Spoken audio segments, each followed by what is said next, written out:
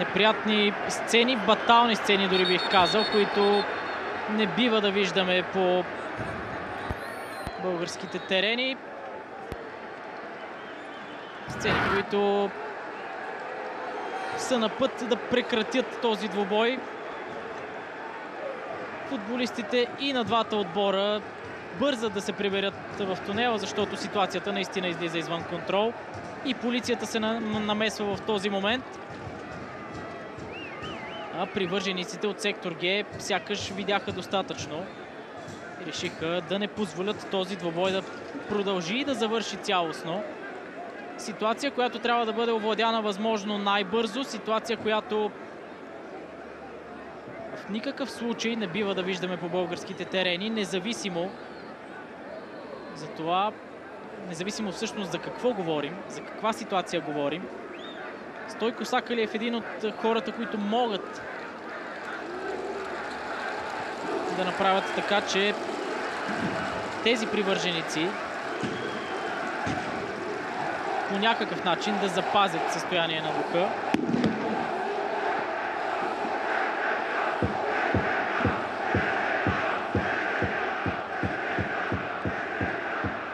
Възгласи в подкрепа за клуба ЦСКА.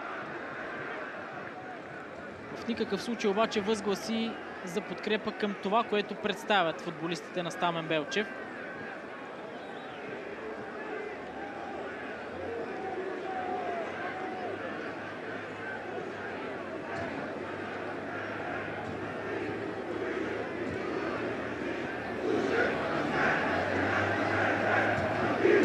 Ситуации, гледки, които просто не заслужават коментар, гледки, които няма как да бъдат коментирани. Гледка, която за пореден път казвам, не бива да присъства по терените в България, не бива да присъства по терените по цял свят. Ясно е, че всички тези привърженици милеят за своя отбор. Ясно е, че всички те искат тима на ЦСКА да върви напред, искат тима на ЦСКА да се бори за шампионската титла, да бъде шампион, да печели трофей, да участва в Европа. Когато нещата не се получават обаче, не това е начинът, по който ситуацията да бъде променена.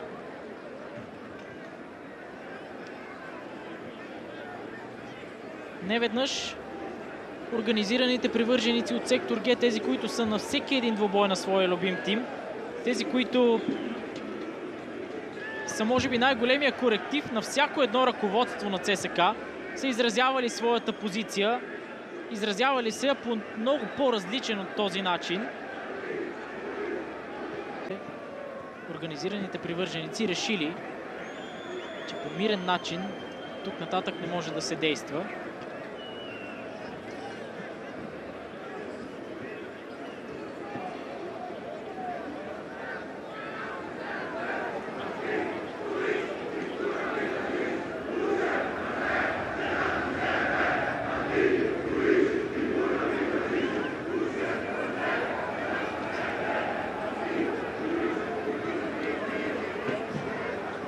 Начина, по който само тече комуникацията между Стоян Орманджиев и привържениците. Адмирации все пак за Орманджиев, че е там, че е готов да влезе в разговор с тези фенове на ЦСКА. Това е ситуация, която по никакъв начин не приляга на тим като ЦСКА, по никакъв начин не приляга на отбор с подобна история. На отбор донесе от толкова много запомнящи се мигове за всеки един футболен фен в България, независимо каква е неговата клубна принадлежност.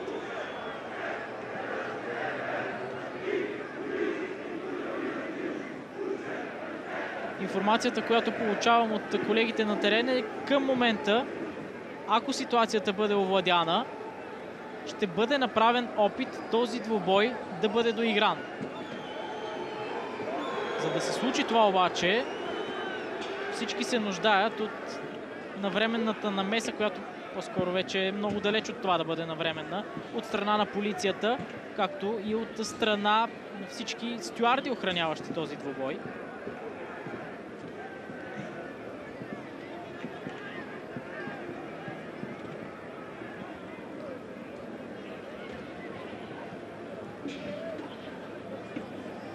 Постепенно привържениците започват да се връщат към същността на сектор Г.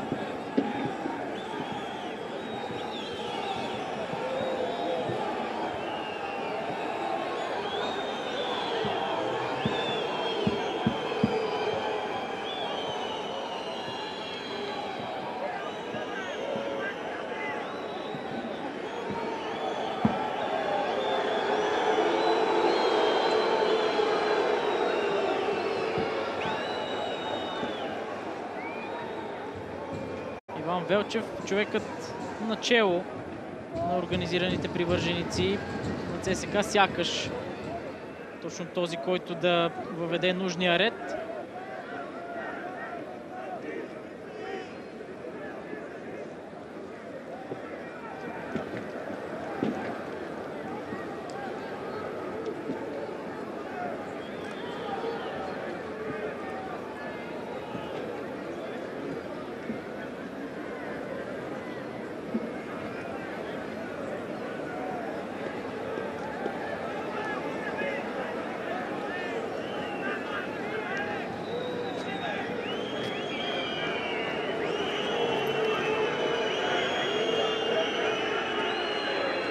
Стоян Орманджиев прави втори опит да влезе в разговор с привържениците на ЦСКА, сякаш показвайки, че идва с мир, сякаш показвайки извинението си към привържениците на ЦСКА за това как изглежда отбора на ЦСКА.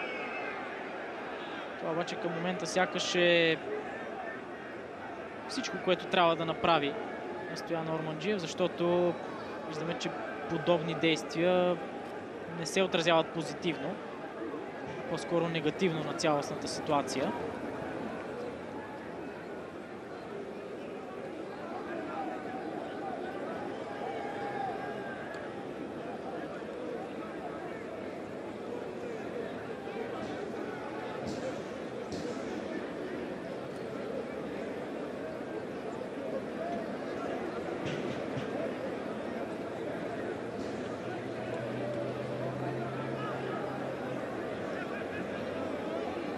Пълен рестарт, сякаш от това се нуждае отбора на ЦСКА.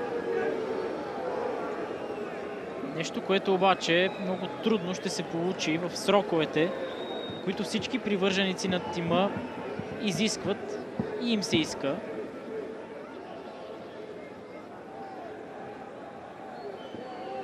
С кого начело, с кого на ръководни постове.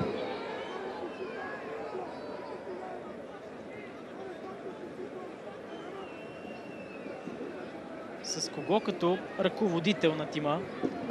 Само времето ще покаже.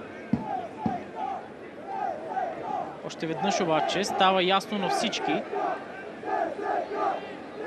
ако въобще е имало някой в ръководството на ЦСКА, който не е бил наясно, че публиката на ЦСКА е много сериозен коректив, такава, която изисква много, такава, която има нисък праг на търпимост, такава, която обаче също така е винаги на стадиона, за да подкрепя отбора си в добро и зло.